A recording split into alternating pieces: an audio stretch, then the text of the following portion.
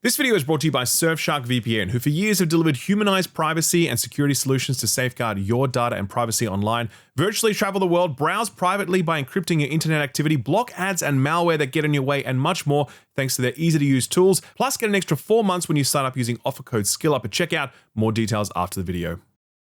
Gamers. Usually the opening for This Year in Video Games video is all about that energy, for even when this industry is in the doldrums and the CEOs are doing their best to wreck the joint, there's still plenty to laugh about, some comfort in the gallows humor. Today though, it's hard to bring that energy because on the very day that I began writing this script, we got the news that Vince Zampella, co-founder of Infinity Ward and co-creator of Call of Duty, founder of Respawn Entertainment and steward of franchises like Titanfall, Apex Legends, the Star Wars Jedi games, and more recently Battlefield, died in a tragic car accident. He and his passenger both perished at the time of writing. The name of the passenger has not been released, and the circumstances of the crash are not clear, despite some video footage indicating that Vince lost control of his car after exiting a tunnel in Los Angeles.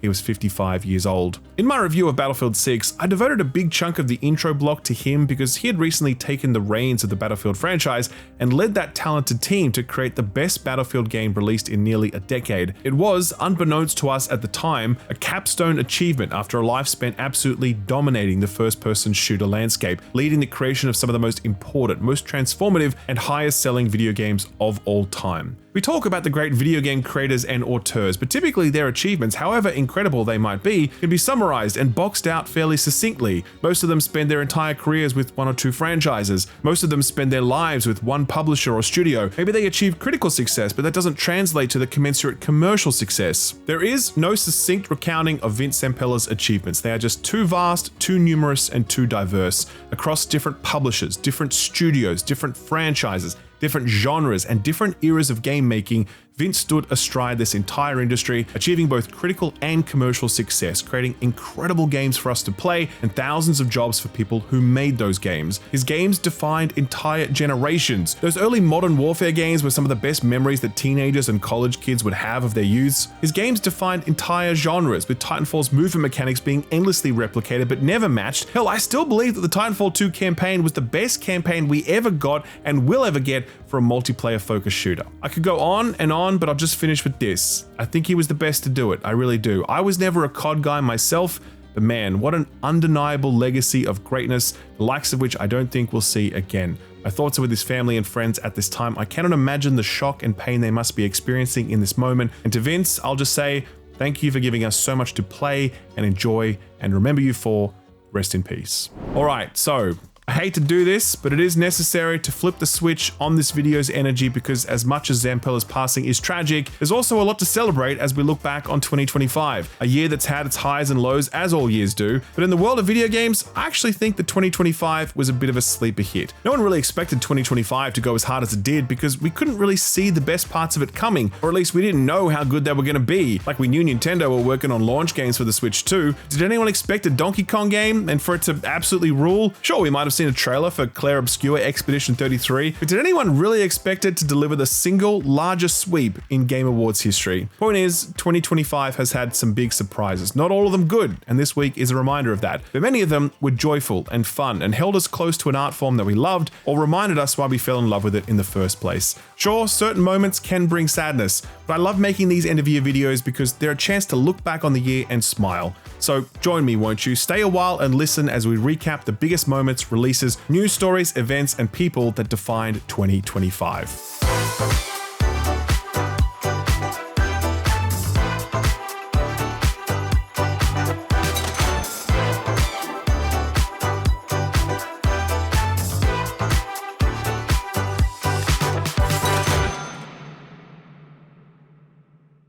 January 2025, a time where we didn't know what a labubu was and Joe Biden was still president. It was a time when Severance Season 2 arrived and we were full of hope, unaware that we were about to watch a Westworld Season 2 tragedy unfold. It was a time when TikTok was sort of getting banned in the States, but also sort of not, an issue that still remains unresolved to this day. In the world of video games, things began rather slowly as they often do in the month of January. Star Wars Episode 1 Jedi Power Battles came back for some reason, and the entire games industry was forced to cover it for the simple reason reason that there wasn't much else going on. To be fair, Citizen Sleeper 2 Starward Vector did release, and that would secure one of the first mighty open critic ratings of 2025, presaging a bit of a trend of thoughtful indie games punching well above their weight this year. On the news front, we were still picking through some of the wreckage of 2024. The rate of games industry layoffs slowed significantly in 2025, but in 2024, some 14,600 games workers lost their jobs at some point, many of them not returning to the industry as publishers and studios look to reduce costs and do more with less, as the saying goes. By comparison, 2025 has seen approximately 5,300 games workers laid off, which is still a shame in itself, but it goes to show you what an absolute bloodbath 2024 was. Hopefully, we'll never see another year like it. EA was doing some looking back at this point too, and sadly, BioWare was one of the studios that added to that 5,300 total. EA announced that owing to the underperformance of Dragon Age: The Valguard, BioWare would be downsized while a small team focused on pre-production for the upcoming Mass Effect game. Long a multi-project studio, BioWare now appears to be focused on just a single game, and reporting from Jason Schreier of Bloomberg suggests that the studio is now less than 100 people strong. With EA now under new management, more on that later, everyone's hopeful that BioWare gets to keep on keeping on, but right now that's anything but a sure thing. In a similar vein, Ubisoft's executives were looking back at a pretty disastrous 2024 and looking for a life raft. Layoffs would only get them so far, and they did affect some of those by sacking 185 people and closing a UK-based studio, but the bigger play was Tencent taking a large ownership percentage in the struggling French publisher. That's a deal that wouldn't crystallize for some time, but already CEO Yves Guillemot was talking about restructuring the business so that all of the high-value IP could be in one bucket and all of the other stuff can be in another. I'll let you guess where Ubisoft plans to park all its debt and unwanted overhead. Just as Ubisoft didn't want a repeat of 2024, PlayStation was also looking to trim the sails and avoid another Concord-like live service disaster. In January of this year, they actually cancelled 2 live service games, one in development at Bend and the other at Bluepoint. They also appointed Hideaki Nishino as the sole boss man of Sony Interactive Entertainment, an effective demotion for Herman Holst, who had earlier shared that position with Nishino, but now looked like he was paying the price for Western-based live service over investment. What else? Well, Windows Central reports that Gears of War and Halo might eventually come to the PS5, which is obviously ridiculous. That's never going to happen. And Tekken boss Harada-san put up a note on LinkedIn saying that he was #open to work, aka job hunting. When asked about this, he was like, "Oh no, I'm not really job hunting. I'm just looking to make new friends. Don't worry about that." And I, for one, believe him. I mean, he's been with Bandai for 30 years now, so I'm very much looking forward to him serving out another 30 years. February, hell of a month for Kendrick Lamar. First he wins 5 Grammys by calling Drake a PDF file, and then he does it again at the Super Bowl halftime show, which ended up being the most watched halftime show of all time. Jury's still out on who won that beef though, too close to call. In the world of film, if we can still call it that, Captain America Brave New World released, and it was Brave New Bad. This was also the month that the 6'7" meme took the world by storm, and by the world, I mean anyone with a broccoli cut and a big space for rent sign with their frontal lobe should be. Should I keep that in? Let's just keep moving. Luckily for us, we could bury ourselves in the world of video games. February has historically been a pretty big month for releases, and this one was no exception. With Kingdom Come Deliverance 2 rocking up and showing the world that the Bethesda game was still alive and kicking. It just wasn't being made by Bethesda anymore. Civilization 7 released to positive reviews, but the difficult-to-please strategy community were less enthused. Something similar could be said of Monster Hunter Wilds, which achieved a mighty open critic rating and broad critical acclaim, only to be met with a lot of hostility from Monster Hunter fans, particularly those on PC, where performance was woeful. Nearly 12 months on now, and the title has gained little ground, either technically or in terms of its overall design, a disappointing follow-up to the high point that was Monster Hunter World. Perhaps the most talked about game of February was Obsidian's Avowed, for the very valid reason that there were a lot of very valid perspectives on it. Me personally, I didn't really like it. Kind of felt a bit outdated to me, a little bit uninteresting compared to what Obsidian typically put out, but many other people really loved the combat, the exploration, the setting, and the lore. It's honestly a bit of a mixed bag, but hey, Game Pass is so cheap, right? At what? It's like $15 a month for new release games like Avowed and Call of Duty Day 1. I mean, that deal feels almost too good to be true. Speaking of which, February was the month that Phil Spencer finally dropped the act and acknowledged that the future of Xbox was multi-platform publishing. In an interview with Xbox Era, he said, quote, "I'm not trying to move them all over to Xbox anymore. We're all so invested in where our games are. Let's just allow more people to play," end quote. That quote was a little underreported, I think, or at least sections of the Xbox community chose not to hear it, leading to to many more months of angst about Xbox's future aspirations and continued surprise as they announced more and more titles were headed to other platforms. This is all settled now, of course. Back in February, there was still a critical mass of Xbox fans holding on to the dream that Xbox was still Xbox and that the multi-platform thing was just a bit of fancy footwork as they rallied. Passage of time would soon set those people right, but not without a lot of disappointment. Disappointment shared by all of us, really, but we'll come to that later. There was plenty of other industry realignment going on. Warner Brothers Games boss Dave Haddad stood down. 2 weeks after that, they canned Multiverses, their ambitious platform fighter that quickly ran out of steam after launch, and 2 weeks after that, they shuttered 3 studios, including Monolith, the team behind the excellent Shadow of Mordor games. Warner Brothers is now likely to be acquired by Netflix, who have said that they valued the games part of Warner Brothers at $0 and 0 cents. So not exactly a sterling endorsement of the previous leadership, and perhaps a chilling window into the mindset of the future leadership. NetEase would also make similar cuts at around this time, pulling back investment in their Western operations, despite saying that it was business as usual for them. That definitely wasn't true, as they pulled back from a number of projects in the months that would follow. Sony had a state of play where Returnal follow-up Saros was revealed and it looked sick as hell, while the PSVR 2 got a price cut, making it even cheaper to not play all of those VR games that aren't getting released these days. 2 more worrying announcements in February that secretly warned of things to come. Niantic, the company behind Pokemon Go and many of those walk around while you look at your phone games, got bought by the Saudis for roughly $3.5 billion. Geez, I wonder if they're in the market for any more games publishers. And secondly, Xbox announced Microsoft Muse AI model, a weird bullshit thing that basically uses AI to make a copy of a game, so you can feed the AI a few minutes of like Halo gameplay, and then the AI model can replicate that by building an actual playable game. Phil Spencer says it has application in the video game preservation space, leading to a bunch of people who specialize in that field to respond, no, it absolutely fucking does not. Really makes you wonder though, you reckon this AI thing's gonna catch on? This is such a cliche!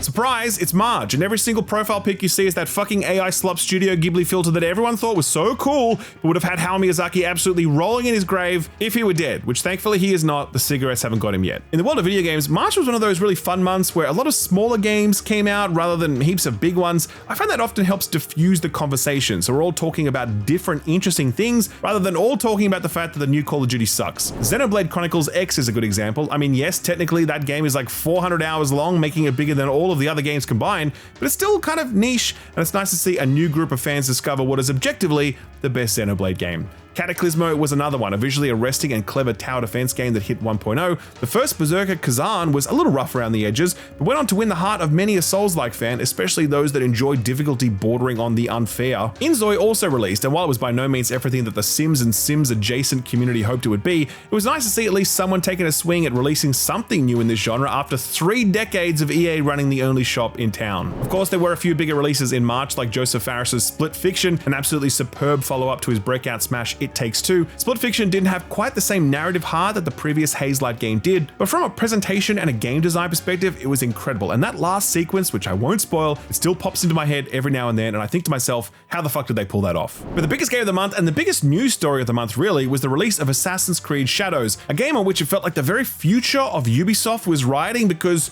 it kind of was. Thankfully, it sold, and it sold well, with the game achieving some 2 million players in just 3 days, and since then it's been estimated to have sold about 6 million copies, with estimates as high as 10 million players reached through subscription services. It was a win for Ubisoft, absolutely, but not a big enough win, because frankly, unless it sold like 20 million units, no single game would be enough to jumpstart the ailing publisher. As such, later in March, Ubisoft formed its offshoot subsidiary that would house the Assassin's Creed, Far Cry, and Rainbow Six franchises, aka all the stuff that makes money, setting up for Tencent to later invest in that equity, providing a much needed injection of capital at a critical moment for Ubisoft. Outside of that stuff, there were rumors that Virtuous were working on an Oblivion remaster on Bethesda's behalf, and that it'd be out in June. Interesting. Silent Hill F was refused classification in Australia, meaning that it either contained horrific, unconscionable violence and gore, or it just depicted a character smoking a joint or something. I don't know. And the Microsoft leaks kept on a-coming, with word that Microsoft might be working on a secret handheld. Ooh. This was also the month they released a piece of marketing collateral that had a Steam filter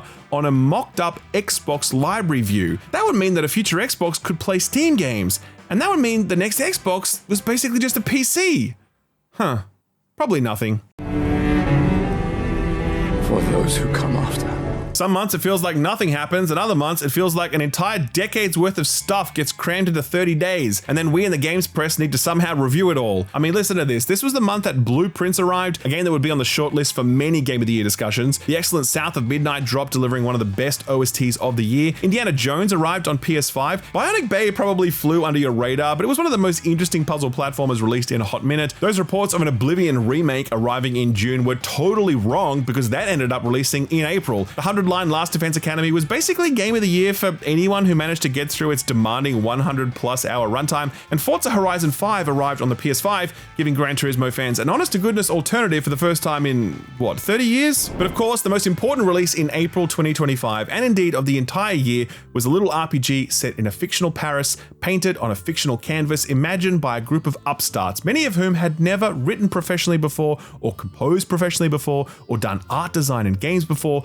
or led a studio before. But from a charming little office in Montpellier, Sandfall Interactive delivered Clair Obscur Expedition 33, a game that would go on to touch almost everyone who played it, and would close out the year by taking home 9 awards at the Game Awards, the largest sweep in Game Awards history. I feel like this story is known to most of us at this point, especially viewers of this channel, since I documented as much of the story as I could when I accidentally made a 1 hour, 45-minute making of documentary about the game. And I mean it, genuinely. That was not my intention. I really did go into that process just wanting to review it. But the more I learned about this game and the people making it, the more I felt compelled to tell that story, because it was just impossible. Like, truly, absolutely impossible that these people could have done something like this. I look back on that video as a high point in my year, and honestly, one of the high points in my time on YouTube. Yeah, it's fun to dunk on The Day Before and the Golem game, but getting to cover this stuff and getting to speak to the people who made it, that is the stuff that gets me out of bed in the morning and keeps me wanting to do this thing forever. Speaking of me, this was around the same time that I went to Bungie HQ to play Marathon, and back then I could recall feeling like it was missing that secret sauce.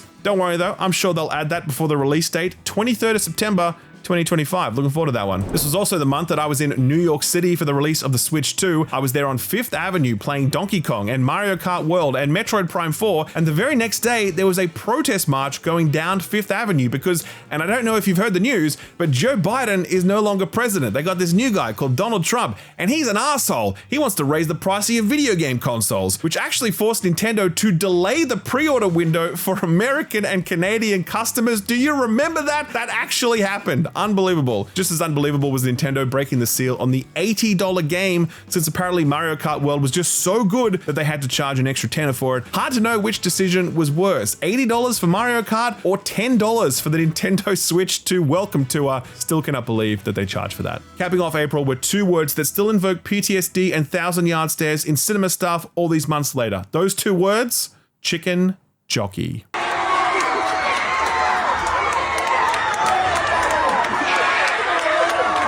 It's May. We've got a new pope and he's a White Sox supporter. He even took time out of his day to troll the Cubs during a public appearance, yelling, "They lost," when someone yelled, "Go Cubs." Still, I can't help but think what might have been, since one of the other Pope frontrunners was a guy called Pier Battista Piazzabola, a J.K. Rowling-ass name if ever I heard one. Despalote arrived. It would end up being one of 2025's most beloved indie darlings. Expect to hear more about that one from Ed in our Game of the Year video. Pipistrello and the Cursed Yo-Yo reminded us that the humble top-down 2D adventure game still exists and deserves to exist for a long time to come. Elden Ring Night Rain dropped and it had a bit of a slow start, with traditional FromSoft fans not quite sure what to make of it, but a fair few people stuck with it, and eventually it attained a bit of a cult following, maintaining strong player counts throughout the year and proving that yes, Souls-like fans are just as susceptible to the allures of the roguelike as anyone else. Biggest release of the month was Doom: The Dark Ages, and while it was a good game in its own right and a bold remixing of the core gameplay loop, not all of its elements hit right. Stuff like the story, the dragon riding, and the mech battles, for example. Still, it was id having some fun in the 3rd game of what felt like a trilogy. Personally, I hope they're hard at work on a different franchise next, because between Doom 2016, Doom Eternal, and Doom: The Dark Ages, it feels like id's done it with Doom at this point, and there are plenty of other classic FPS licenses that could use some love too. On the news front, that thing happened that everyone expected would happen. Grand Theft Auto 6 was delayed. No one had any faith that they would hit their planned fall 2025 release date, and so the newly announced May 26, 2026 release date felt more realistic, but there are still plenty of people who doubt they'll make that date either.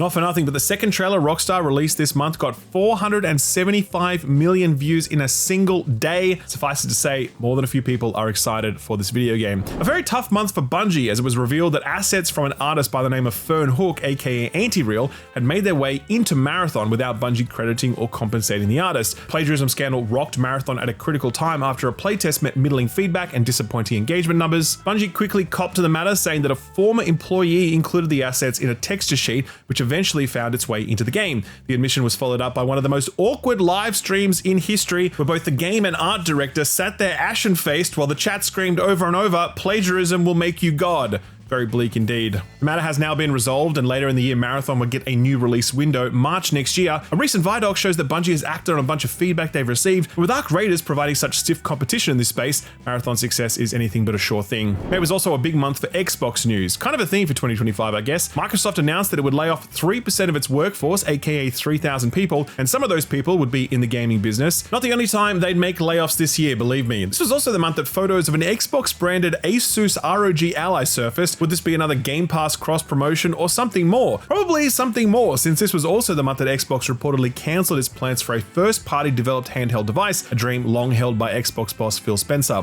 But the biggest Xbox news is that they'd finally figured out a strategy to arrest their decline in hardware sales, and that strategy was price hikes. This was the month that every Xbox SKU went up in price either a little or a lot, with the 2TB Xbox Series X going from $600 to $730, making it more expensive than the PS5 Pro. Obviously, this can be laid at the feet of Trump's tariffs, which caused the cost of a lot of stuff to go up. But at the same time, if Xbox were really hungry for hardware market share, they'd dig into their trillion-dollar coffers and keep the price the same. As we'd come to realize over the course of 2025, though, hardware really isn't much of a focus for Xbox anymore, despite what they may publicly claim, a reality that became more and more evident as the year wore on.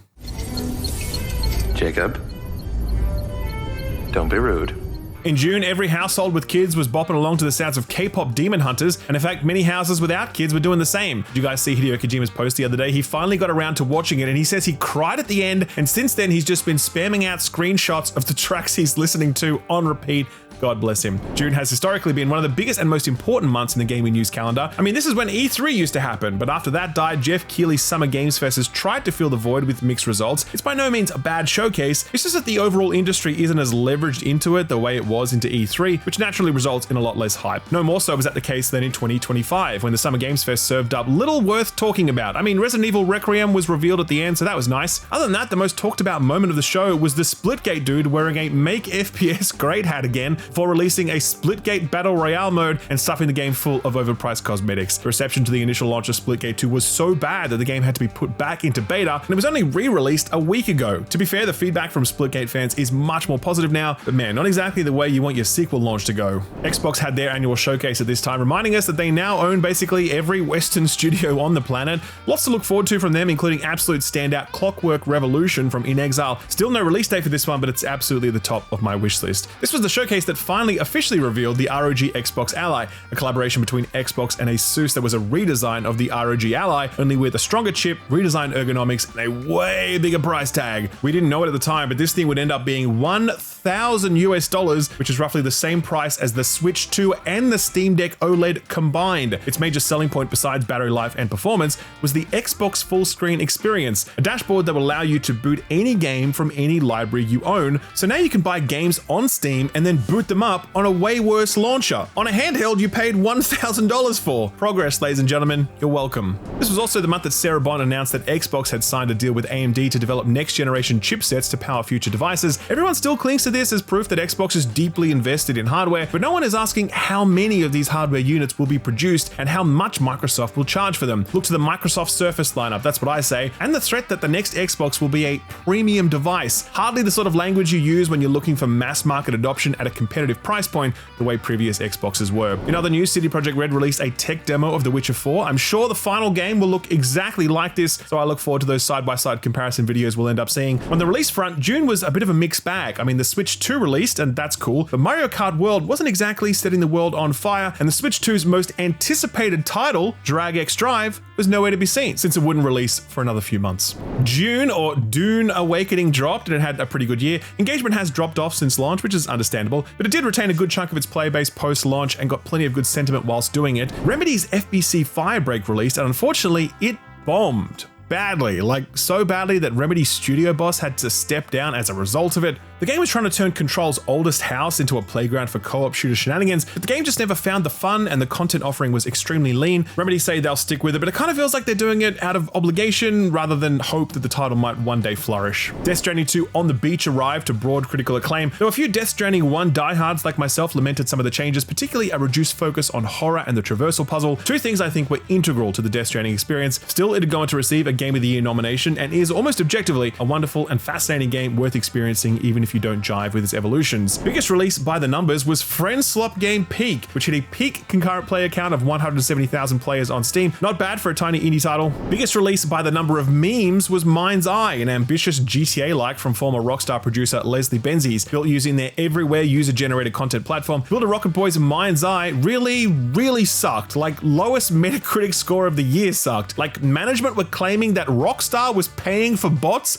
to sabotage the review scores level of suck. That is how desperate these people were to deflect blame. We joke, but sadly the failure of this did result in substantial job losses at the studio and a lawsuit on behalf of a union. A real bummer given how much money went into this thing and how good it could have been, especially when no one's really trying to make GTA likes these days on account of the cost and risk. After Mind's Eye's failure and the impending launch of GTA 6, it's hard to imagine any publisher or developer trying to take a bite out of this apple ever again.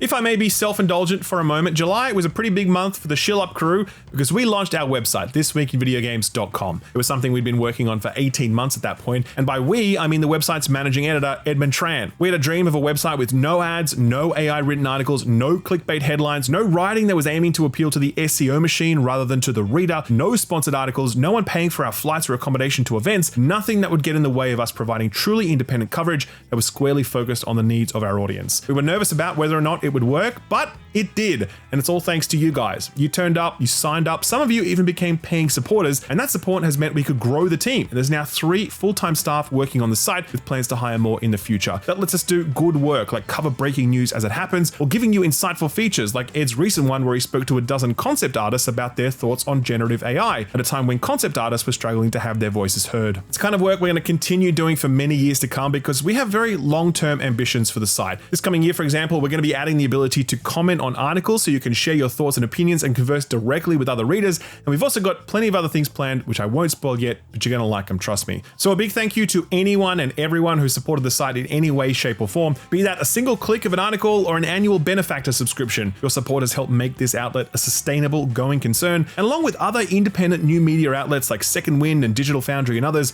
I'm very optimistic about the future of games coverage at a time when many people are feeling pretty down on it. You know what I'm less optimistic about? The future of Xbox.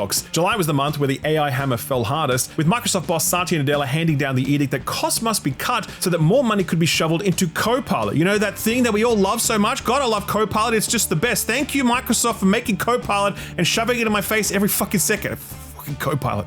For Xbox, this sadly meant layoffs, cancellations, and closures. The exact number of employees affected within the Xbox business is still not clear, but what is clear is that the initiative who were working on the Perfect Dark game was shuttered and Perfect Dark was cancelled. Everwild, the game that's been in development at Rare for the better part of a decade, was also cancelled. Contraband, a mysterious smuggling game in development at Just Cause developer Avalanche, was also cancelled, with job cuts resulting, and Romero Games, who was secretly working on an unannounced first-person shooter project for Microsoft, lost their publishing deal, throwing the future of the studio into doubt until just recently, where they announced they found a new publisher, so the studio will live to fight another day. Perhaps the most gut-wrenching cancellation was Project Blackbird, a live service MMO-like game in development at ZeniMax Online. It had a huge amount of buzz internally at Xbox, with Phil Spencer himself saying that he couldn't put it down. Well, he certainly put it down in the end. Microsoft finished out the month by announcing a concession. The Outer Worlds 2 wouldn't be $80 after all. They saw Nintendo upping the price of Mario Kart World and poured in like a greedy toddler at a candy store. That move was roundly criticized at the time because The Outer Worlds is a game primarily about satirizing greedy capitalists, so you really couldn't write comedy better than Xbox using that game as their test balloon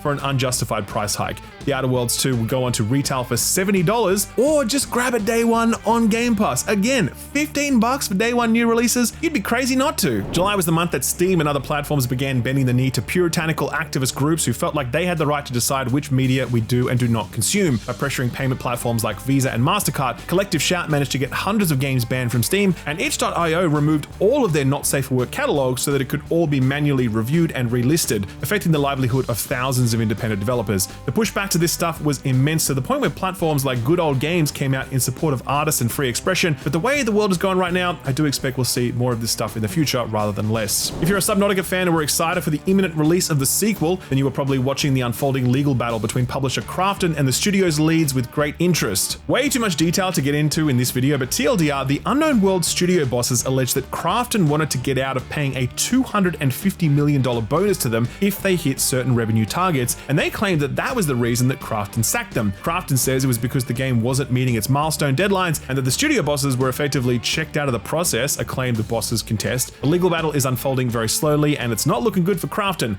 but we won't have an outcome on all that stuff until the new year. In terms of releases, July was a pretty big month actually. Well, maybe not for Bungie, since Destiny 2's Edge of Fate expansion achieved about a third of the player count that the final shape did, but Donkey Kong Bonanza arrived and it reminded us that when it comes to 3D platformers, absolutely no one does it better than the big N, whether it's a tiny Italian plumber or a big brawny gorilla. The excellent Wildgate release from Mike Morhaim's Dreamhaven label, but unfortunately it just didn't hit the sort of numbers that they were hoping for, a bit of a trend for most publishers putting out live service titles in 2025, and Grounded 2 launched into early access to both critical and commercial success, a nice win for Obsidian after a fairly bruising $80 news cycle. Oh, and that Ice Cube War of the Worlds movie came out, the one where it's set entirely on like a computer desktop and it's just Ice Cube making weird faces for 90 minutes. They're calling it the mind's eye of cinema, but honestly, I think that might be a bit harsh. All of the men in this room are bound by blood. This is a family. August. Boy oh boy, was this a quiet month for gaming news. Usually we can rely on Gamescom's opening night live to deliver some haymakers, but all we really got was another look at Resident Evil Requiem and a teaser for the next Black Myth game, one that'll probably be out like 5 years from now. Sorry, I did miss one important announcement. Bubsy 4D is coming. I know all of us have our Donkey notifications turned on in preparation for that one. Easily the biggest news to emerge from Gamescom was an actual release date for Hollow Knight Silksong. Finally, we could retire that clown JPEG we'd always whip out whenever a showcase concluded without revealing a release date. The craziest part of the release date reveal was that it was basically a shadow drop, since Silksong would arrive just 2 weeks later, a move that threw the entire indie games scene into a bit of a tears. We've heard of games moving their release dates to avoid juggernauts like Cyberpunk and Monster Hunter and GTA, but this is the first instance I can think of where multiple games changed their release dates to avoid the launch of an indie game being made by a little outfit in Adelaide, Australia. Games like Eternal Lucas, Phaland, Stomp and the Sword of Miracles, Clover Pit and Demon School all announced delays that specifically cited Silksong's shadow drop release date, with Baby Steps going as far as to make a trailer featuring their grubby dude clambering all over a giant hornet. It wasn't all gleeful retreat and playful ribbing though. On the FPS podcast, we interviewed the game director for Hell Is Us, a truly fascinating exploration-based action game. He says that the shadow drop release date announcement was a little callous given how much of a splash Silksong was likely to make, and he did say that given he was unable to move his release timing, he definitely think it hurt his game's chances of success. The price hikes kept coming, and this time it was Nintendo's turn. They announced that the price of the original Switch would increase, as would the price of basically all of their peripherals, but the price of the Switch 2 console would remain the same. A bit of a strange move, but likely explainable by their desire to build a big install base early on, buffing profit margins in other categories while keeping the console as competitive as possible. This was also the month where Take-Two decided to change things up at developer Cloud Chamber, who for years had languished while developing a new BioShock game that we still have not yet laid eyes on, despite nearly a decade's worth of development. Rod Ferguson had previously worked on the BioShock series before eventually landing at Blizzard to head up the Diablo franchise. Well, he's now back in BioShock land as the new head of Cloud Chamber. At the same time, the studio announced layoffs of around 80 staff, saying they needed a different resource mix to move the project along to its next phase. The game is now internally scheduled for a 2027 release date reportedly. I do wonder if we'll see Ken Levine's Judas before the next BioShock game. Then again, it'd be kind of funny if they both end up releasing in 2027, like in the same month or something. In this business, anything's possible. Release-wise, Mafia the Old Country was a straight 10 hours of cutscenes and old-school Uncharted 1 style shootouts, but you know what? Those were some damn good cutscenes, so more than a few people ended up enjoying this one, myself included. Sword of the Sea released here, bringing back memories of our Journey days. Destiny Rising arrived on mobile devices, and while it launched strongly, it doesn't seem to be doing too crash hot in the app charts right now, so its future is very reliant on a successful launch into China. And finally, after much anticipation, Nintendo Switch 2 flagship haymaker Drag X Drive finally released. 64 on OpenCritic. You've done it again, Nintendo. Faridula si manette, doni poina volinette, pina sans mi manisette, d'un enfant sur le banc. September 2025 began as most Septembers do, with an indie game selling so many fucking copies that it literally crashed most of the storefronts where people buy games, which means the Nintendo eShop went down, Steam went down, and the PSN went down. the Xbox storefront was just fine and dandy. The Silksong success wasn't hard to predict, but still, seeing over 500,000 concurrent players just on Steam is impressive no matter how prepared you are for it. Since then, Team Cherry have confirmed that the game has sold over 7 million copies. Not bad for an entirely self-published title about a little bug and a sewing needle. There was one hiccup with the Silksong launch though. Chinese players were review bombing it because the localization was terrible. It took the thrifty, aloof language of the original English and turned it into the Chinese equivalent of like Shakespeare or something. Team Cherry acknowledged the issue and said they would fix it ASAP, but in the meantime, Chinese players were forced to suffer through what we had to suffer through back in the day when we played JRPGs. Let's not forget that quality localization is a relatively recent phenomenon. In industry news, Mario finally felled Bowser once and for all because Nintendo of America boss man Doug Bowser announced he was hanging up the crown. After 44 years with Nintendo, he announced his retirement, passing the reins to one Devon Pritchard, a name that has no Mario connotations whatsoever. There's probably some intern named Samantha Peach who's working in marketing is feeling pretty pissed off right about now. The most entertaining thing to happen in September was Randy Pitchford being Randy Pitchford. Borderlands 4 launched with horrendous performance on consoles, but particularly on PC. Responding to frustrations on Twitter, Pitchford delivered his masterstroke, quote, "Borderlands 4 is a premium game made for premium gamers," end quote. God, you gotta love him sometimes, you really do. Despite his indignation in the face of criticism, Borderlands fans continue to be unable to enjoy the game owing to its woeful optimization, and even now the game still sits at mostly positive 70% on Steam, that score being massively dragged down by ongoing performance issues. It's a shame because it's actually a fantastic game, it just doesn't work properly, so hopefully Gearbox can finish tightening the screws in 2026. The biggest and most impactful industry news of the month though was that EA was being bought by the Saudis, a consortium involving American venture capitalist Jared Kushner, aka the president's son-in-law, and the Saudi Sovereign Wealth Fund put forward a bid of $55 billion for the house that FIFA and Madden built, with some $20 billion of that being debt financed. That puts the interest bill for the purchase at roughly the same amount as EA's annualized profit, so I think it's only fair to expect terrible things from this. That's of course setting aside the cultural concerns with Saudi Arabia owning EA, a company with a very progressive internal culture and one that publishes games like The Sims, which has a large and vocal LGBTQ+ community. The acquisition led to a number of Sims content creators severing their official relationship with EA, citing concerns about representation as well as general discomfort with Saudi Arabia's attitudes towards women and marginalized communities.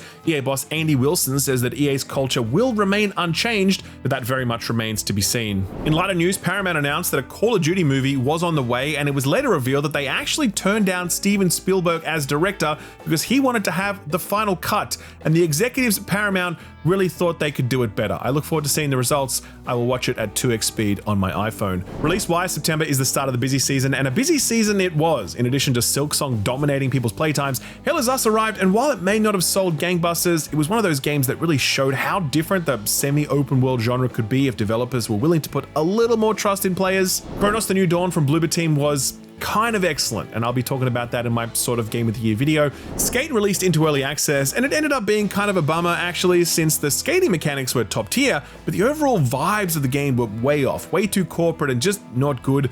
Megabonk asked, what if Vampire Survivors but 3D, and shot straight to the top of the sales charts as a result, and Silent Hill F was truly fucked up in all the right ways that a Silent Hill game should be fucked up, an incredible experience despite some very janky gameplay. The list goes on and on, honestly. Clover Pit, Final Fantasy Tactics, Sonic Crossworlds Racing, Baby Steps, Hades 2, and of course the most anticipated sequel of 2025, Garfield Kart 2 All You Can Drift.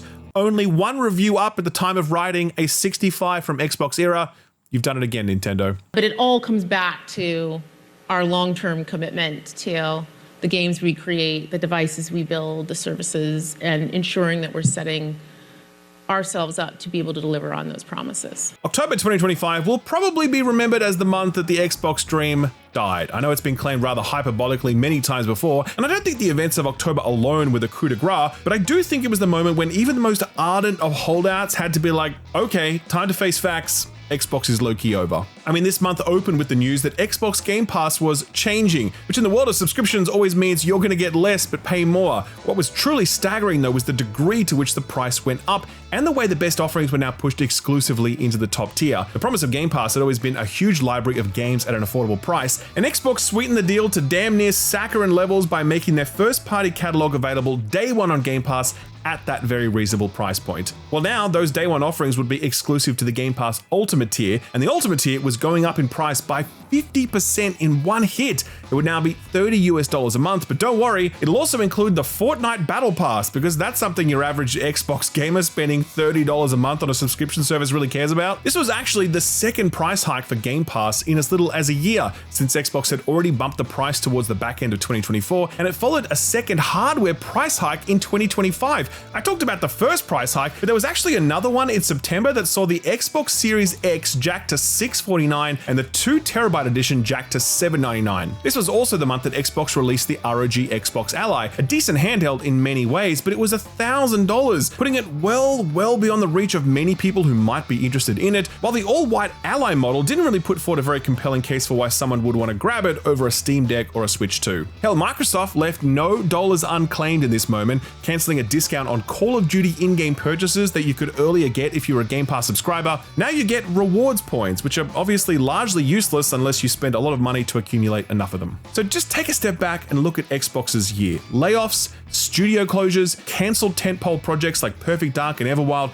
a cancelled first-party handheld, if the leaks are to be believed, a $1,000 third-party handheld, 2 price hikes on your hardware, and a massive price hike on your subscription offering, no more exclusives since everything is now multi-platform, all while gesturing wildly at this amorphous future where Xbox consoles will still exist, but there'll be PCs that let you install Steam and buy your games there. And to cap all of this off, Microsoft announced at the back end of October that a new Halo was coming, and by new, I mean another remake of Halo 1, only this time it was in Unreal Engine and it had no multiplayer, and it's headed to PS5. So I know that the whole Xbox is over headline is kind of dramatic, but I think it's inarguable that the Xbox we knew growing up and the Xbox we hoped might continue into the future, that Xbox is over, man. It's done. It's now a third-party publisher focused on tentpole franchises like Minecraft, Call of Duty, and Candy Crush. It's going to dabble in hardware, but it won't be a focus, since Game Pass and xCloud have much better margins and more lifetime revenue. Sony and Nintendo are still running that hardware-driven race, and honestly, most of us wouldn't have it any other way. Hell, it was only a short time after this that Sarah Bond described exclusives as antiquated, a bold claim to make when the absence of exclusives is the primary reason that Xbox finds itself in this present position. In other news, Amazon laid off 14,000 employees while significantly winding back its gaming ambitions. The big chop was that New World would be ending development, meaning that the ambitious MMO that shattered records at launch would soon be delisted and taken offline. A truly disappointing end to one of the only promising MMO launches of the last decade or so, and with other MMOs like Greg's Streets being cancelled, and with the disappointing early access launch of Ashes of Creation in December, the future of the MMO genre has rarely felt more dire. In more uplifting news, Battlefield 6 released and absolutely blew the doors off the joint, peaking at nearly 750,000 concurrent players just on Steam, and while those numbers have dropped significantly since, they're still very healthy indeed.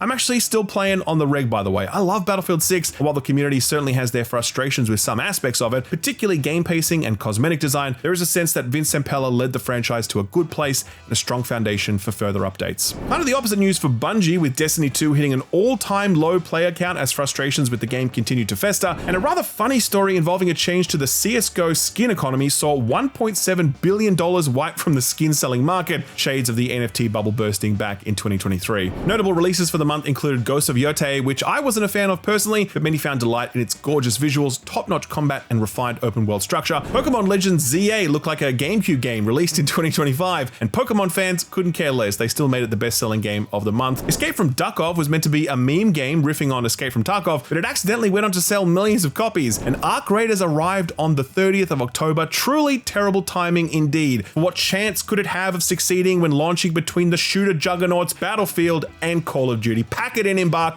You got no chance. I'm sure we'll see a JPEG announcing the delisting of Arc Raiders so fast it'll make Concord blush. Trust. Trust. Surprise, it's November and every single person with an internet connection is playing Arc Raiders. Battle who? Call of what? In a year where it felt like Battlefield had the shooter race won, along comes this team made up of former Battlefield developers making an extraction sci-fi shooter that initially started out its life as a Destiny-like PvE looter. Arc Raiders would sail up to over 480,000 peak concurrent players on Steam, and now 2 months after its launch, it's maintaining player counts higher than both Call of Duty and Battlefield combined. Though don't imagine that Call of Duty is contributing very very much to those player counts, because boy oh boy was this year's Call of Duty a stinker. It was kind of a generational flop, to be honest. Player counts on Steam were a third of what they were for last year's COD. Twitch viewership was less than half. Search interest on Google was down 37%. The Metacritic score was 76 compared to last year's 83. Most important of all, the chatter was bad, man, like really bad. Like it was impossible to find a kind word about Black Ops 7 in any corner of the internet, no matter how hard you looked. The COD development team initially put out a statement that made no mention of sales or player numbers, but said they'd received positive feedback from players about the quality and depth of gameplay in Blob 7, which is a really weird thing to say. More recently in December, the team issued another statement being like, yep, we fucked up. I mean, they didn't say that directly, but it was definitely the gist, with Activision saying that they would no longer do back-to-back Modern Warfare or Black Ops releases like they'd done for the past 4 years, since that really hasn't worked out very well for them. A disappointing conclusion to a very disappointing 2025 for Xbox, but hey, I'm really confident that next year, all the pieces are finally going to come together and 2026 is going to be Xbox's year. I can feel it. Here's a story that really sucks and makes me mad every time I hear about it. In November, Rockstar sacked 34 workers claiming gross misconduct without actually specifying what that misconduct was. Subsequent reporting would reveal that all 34 people were part of a Discord group hosted by a workers union, and that the sacked employees were discussing unionization. They weren't the only Rockstar employees in that Discord, by the way, and Rockstar alleged that those 34 people breached confidentiality by revealing details that were protected by NDA, again without specifying what any of those details might be. It's a claim that's contested by the Independent Workers of Great Britain Union, who are taking Rockstar to court to get the firings overturned. There have been numerous protests outside Rockstar and Take-Two offices as a result of these firings, and at no point has any actual evidence of wrongdoing been presented either publicly or to the press. The union are alleging union busting, since the union was just on the cusp of recruiting enough members to force Rockstar to formally recognize the union in enterprise bargaining. I don't know exactly what happened, but I don't believe anything Rockstar is telling us, and I await with great interest the court case into this matter, because those 34 people deserve to know why they lost their jobs, and if they lost them for the wrong reasons, they deserve to get those jobs back. Disconnected to this, maybe, Rockstar announced that GTA 6 was being delayed to November 19th next year, so all those people who doubted the initial May 26th delayed release date were right all along. A big month for write-downs. Paradox Interactive took a big fat $37 million L after Vampire the Masquerade Bloodlines 2 flopped spectacularly, with the publisher taking full responsibility, since the genre isn't exactly in their wheelhouse and they weren't able to shepherd the development well enough. Still, $37 million is peanuts compared to Sony writing down the value of Bungie by $204 million.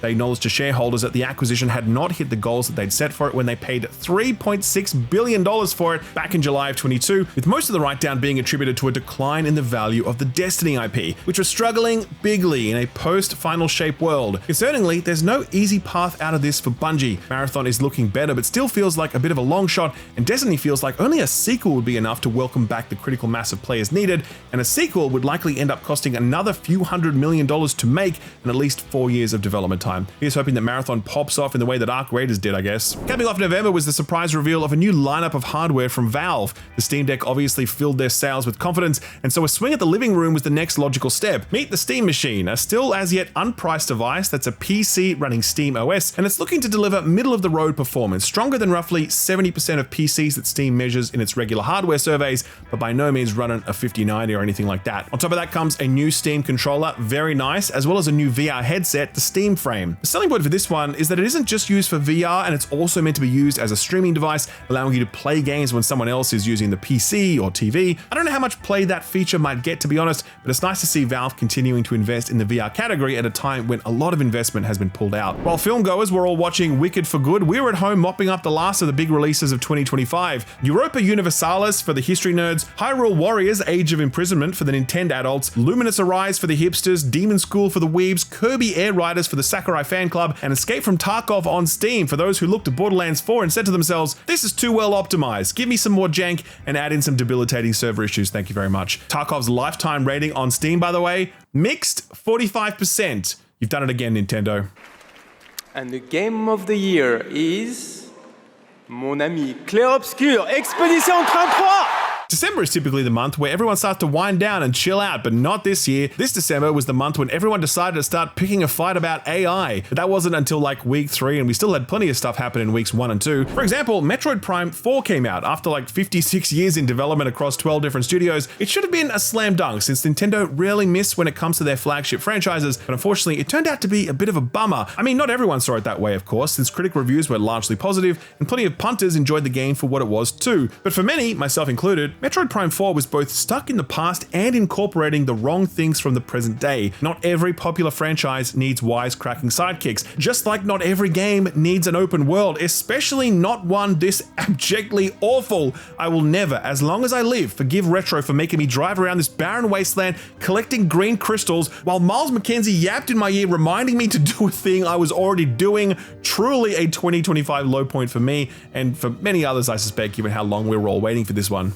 Luckily, I could chase it down with Skate Story, more on that one in my end of year roundup video soon, and Horses finally got a release, though not on Steam or Epic. Not that anyone was going to buy it on the Epic Store, I mean, no one buys games there, but the Steam thing really stung. And with the game now out, it's very clear that Steam's ban was and is completely unjustified, especially on a platform that hosts some seriously explicit, not safe for work content. It's a reminder that Steam is a benevolent dictator, at least for the moment, but even the most benevolent of dictators can be fickle from time to time. It wouldn't be another year without Bethesda re-releasing one of their old games and finding all new ways to fuck it up, and they certainly did that with the Switch 2 port of Skyrim, full of bugs, capped at 30 FPS, and borderline unplayable thanks to horrendous input lag. Thanks, Todd. Keep up the good work. Circling back to that curious Harada LinkedIn post from earlier in the year, turns out that hashtag open to work thing, he really meant it. He announced he was leaving Bandai Namco after 30 years with the company and will announce his next move soon. The Game Awards happened, and as far as Game Awards go, this one was pretty absent surprises.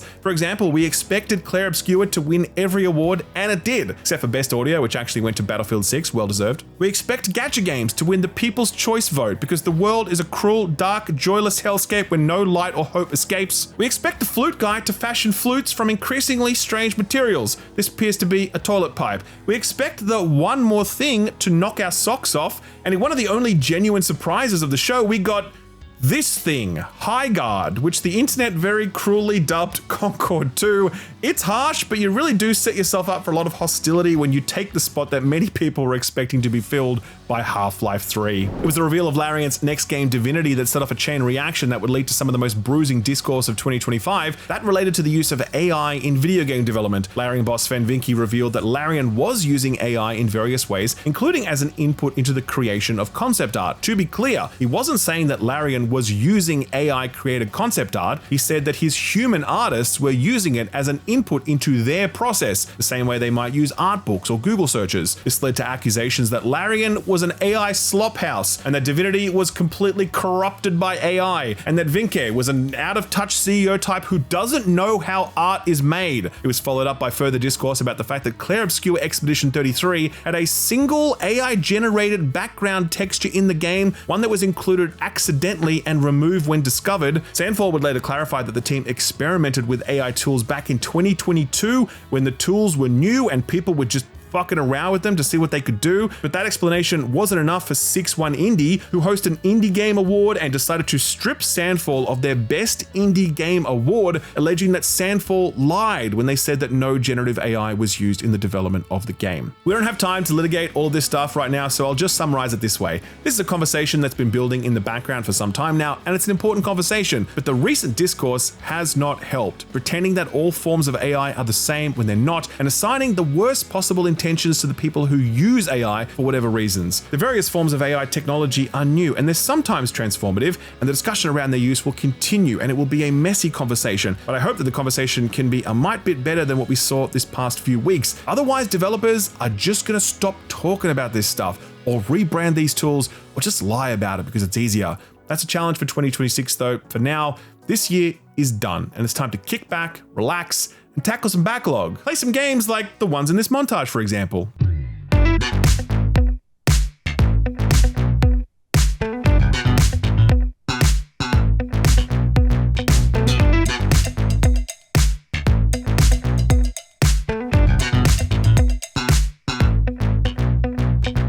like to finish these videos by ruminating on some of the major themes of 2025, so please pull up a chair or remain in one a little longer while we bring this bad boy home. No small part of me is sad to say that 2025 was the year that the Xbox experiment ran its course. After more than 2 decades of going blow for blow with Sony and sort of Nintendo, Xbox is now morphing into something different, something that makes sense to them and their reality, but ultimately something that is less interesting and less exciting than the Xbox of old. This is the company that tore up the rulebook with Halo LAN parties and Xbox Live and, well, the whole Xbox 360 era really. That thing was incredible. But years later, it's just an IP shell company now, IP that it didn't cultivate itself, but rather acquired owing to Microsoft's overwhelming financial might. Now it's xCloud and Game Pass and $1,000 handhelds manufactured by a different company. That's not the sort of stuff that makes me want to wear an Xbox t-shirt or encourage my friends to buy into the ecosystem. At this point, I'm excited about the games that Microsoft-owned studios will release, but I'm not also excited about the technology or platform innovations that Xbox might deliver. And as someone who loves seeing platforms innovate aggressively in competition with one another, I think Xbox's devolution to a third-party publisher is a bummer, however sensible it might seem. On the AI front, I think this AI stuff is actually less complicated than what many people try to make it out to be. There's gonna be slop. There's nothing you can do to stop it. You can't put the toothpaste back in the tube. Some parts of the market will accept the slop and others will reject it. And as an informed consumer, it'll be on us to find the humanity where it's being offered. I look at how broad-based the games industry is and I think to myself, we're gonna be okay. Will EA cram their sports games full of AI slop? Probably, but will dozens and dozens of other games also get made that are 100% human and AI slop free? Absolutely. And that confidence comes from my biggest takeaway from 2025, a reminder that the video games industry is strong and its strength isn't centered in 1 or 2 monolithic corporations or in 1 or 2 specific countries. It's a highly diffused power base that crosses geographies, team sizes, game genre, and target audience. A little indie team in Adelaide made a game so popular that it crashed 3 digital storefronts. A team of first-timers out of Montpellier made a game that was so good that it won more awards than any other game in the history of video games. Supergiant is a team of less than 50 people, and they made the excellent Hades 2. All 3 of those games were Game of the Year nominees alongside the likes of Death Stranding 2 from industry titan Hideo Kojima, Nintendo's flagship Switch 2 release Donkey Kong Bonanza, and the extraordinary historical RPG Kingdom Come Deliverance 2 developed by an independent studio in the Czech Republic. Think of games like Clover Pit and Megabonk and Skate Story developed largely by one person, alongside the likes of Battlefield 6 and AC Shadows developed by hundreds or thousands of developers. The center mass for this industry is not the platform holders or the biggest publishers, it's talent, wherever it may be found and wherever it may be directed. And that's a pretty good industry to be working in and an especially good industry to be covering as your day job. So I'll finish this video in the same way that I finished others and say a big thank you for your support. This actually marks my 10th year on YouTube. When I started this gig, people were like, hey man, you should show your face more on camera. And now people are like, hey man, your voiceover stuff is just way better. You should stick with that. It's been an incredible decade and the chance to cover the highs and lows of this industry was and still is a dream job, one I now get to share with a talented team of people across both the channel and the website thisweekinvideogames.com. To Ed, Austin, Stu, Maddie, and Patrick, thank you for all your work this year. You're each incredible and I'm lucky to be working alongside you. And to each and every one of you watching, thank you for tuning in and allowing us to do what we love. We're going to keep trying our best every single day in 2026 and beyond, but not before we take a break. So do look forward to This Week in Video Games returning on Friday, January 16th, 2026. Until then, happy holidays, happy new year, and we'll see you on the flip side. Feels like every week I'm reporting on some new way that a big company or government is looking to police the internet, denying you the freedom to browse wherever you like depending on where you live. Thankfully, this video sponsor, Surfshark VPN, exists to help you take your internet freedom back, allowing you to browse the web both freely and securely. I mean, we all know about content geo-blocking, where certain TV shows, films, and games are inaccessible to you based on where you are. Surfshark lets you sidestep many of those restrictions with a click of a button, virtually teleporting you all over the world so you can watch or play whatever you please. But there's also the online shopping angle too. I mean, regional pricing is a thing, and depending on what you're buying and where it's being shipped to, certain online retailers won't let you make purchases depending on where you're located. Again, Surfshark lets you quickly and easily get around many of those restrictions so you can buy what you like and get a good deal while doing it. Of course, there's also the security angle. Surfshark encrypts your data, making it safer to browse the web, and their dedicated antivirus or alert tools take security to a whole new level, protecting you from viruses or malware and notifying you if a large-scale hack occurs that may leave your data exposed. exposed. It's super convenient since Surfshark can be used on a range of devices from PCs to phones to tablets and more, and their intuitive user interface makes it so easy to use. Sometimes it's as little as one click and you're away. I love it. I would never not have it installed on all my devices. And if you want to check it out for yourself, you can visit surfshark.com/skillup. And if you use offer code SKILLUP at checkout, you'll get an extra 4 months when you sign up. A great deal for a great product. That's surfshark.com/skillup. Offer code SKILLUP at checkout for an extra 4 months. Thanks Surfshark for sponsoring the video, and thank you for watching it.